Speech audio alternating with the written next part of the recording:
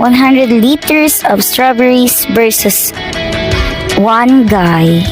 So, ayan guys, kinain na niya. So, ayan, fast forward. Pero grabe lang talaga yung 100 liters, no? Sobrang dami. Yung nakakadual na to. Pero after 4 hours, ayan, parang nakakalahati na siya, guys. Sobra. 6 hours. Pero hindi ko naman to kaya ng ganito. Pero kaya sa kanya challenge to eh, diba? So, go for it. Yan. Grabe. Hindi ko ma-imagine. Standing ovation pa yan. 12 hours. 12 hours.